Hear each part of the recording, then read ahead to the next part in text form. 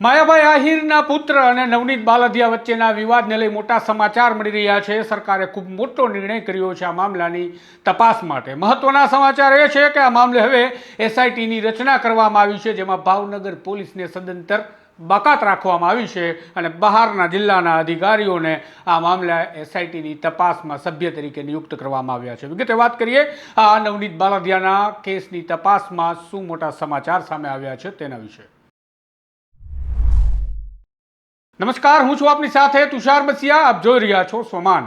ભાવનગરના બગદાણામાં કોળી વ્યક્તિ નવનીત બાલદિયા પર એક હુમલાની ઘટના ઘટી। આ હિચકારો જીવલેણ હુમલો હતો, જેના દ્રશ્ય રાજ્યભરમાં વાયરલ થતા સવાલ પેદા થયા કે ક્યાં છે કાયદો અને વ્યવસ્થા, શું કરી રહી છે પોલીસ? ત્યાં એક મોટો ધડાકો થયો। આરોપી જે શખ્સો હતા તેના મોકલવા માટે જવાબદાર માયાભાઈ આહિરના પુત્ર જયરાજ આહિરને માનવામાં આવી રહ્યા છે। તેઓ આક્ષેપ લગાવ્યો આ પીડિત વ્યક્તિ નવનીત બાલદિયાએ, અને સમગ્ર મામલો વાયુ વેગે પ્રસરતા હવે આ મુદ્દો સળગી રહ્યો છે રાજકારણમાં પણ અને પોલીસ બેડામાં પણ।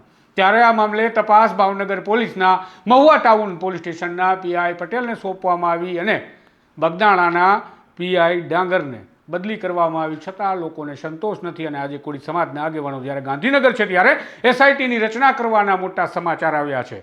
આ મામલે નિર્ણય લેવાયો છે, તેમાં એક ઉદાહરણ પૂરું પડશે તે પ્રકારની તપાસ થશે તેવી આશા રાખવામાં આવી રહી છે, કારણ કે આ મામલાની તપાસમાં એસઆઈટીની રચના થઈ તેમાં સદંતર ભાવનગર પોલીસને બાકાત કરી દેવામાં આવી છે, જેથી લોકોને શંકા ન ઉપજે કે ભાવનગર પોલીસ મિલીભગતથી માયાભાઈના પુત્રને બચાવી રહી છે। કોણ કોણ છે એસઆઈટીમાં? તો વાત કરીએ આઈપીએસ જયવીર ગઢવી, જેઓ એએસપી છે ધારીના, સાથે જ છે એમજી જાડેજા, જેઓ પીઆઈ છે એસઓજી બ્રાન્ચ બોટાદથી, પીજે વાળા police sub inspector crime table, જેઓ આ રેન્જ આઈજીની કચેરી ખાતેથી આવશે, લક્ષ્મણ દેવસિંહ પ્રવીણસિંહ ચુડાસમા, જેઓ હેડ કોન્સ્ટેબલ છે એલસીબી બોટાદના, ભગવાનભાઈ સાંબળભાઈ ખાંભલા, જેઓ હેડ કોન્સ્ટેબલ છે એલસીબી બોટાદથી। આમ હવે આ સમગ્ર મામલાની તપાસ આઈપીએસ જયવીર ગઢવી કે જેઓ એએસપી છે તેઓની નિગરાની નીચે ચાલશે અને આ સમગ્ર કાર્યવાહીનું મોનિટરિંગ કરશે ભાવનગરના રેન્જ આઈજી ગૌતમ પરમાર।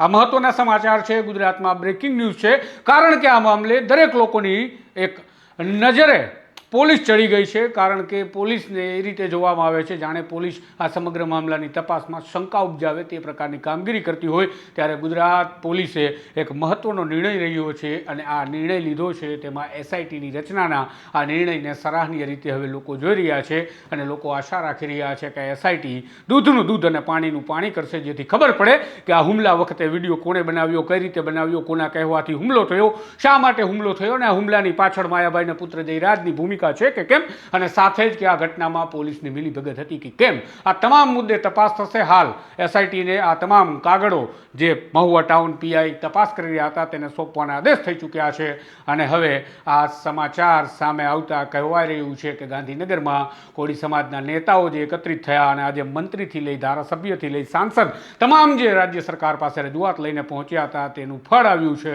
અને એસઆઈટીની રચનાનો આદેશ કરવામાં આવ્યો છે। જોઈએ એસઆઈટી હવે નવા નવા ધડાકા શું કરે છે આ મામલે, અને આ મામલે માયાભાઈ આહિરના પુત્ર જયરાજનું નામ ખુલે છે કે કેમ। આ તમામ મામલાના અપડેટ માટે જોડાયેલા રહેજો તમારા સ્વામાન સાથે। નમસ્કાર।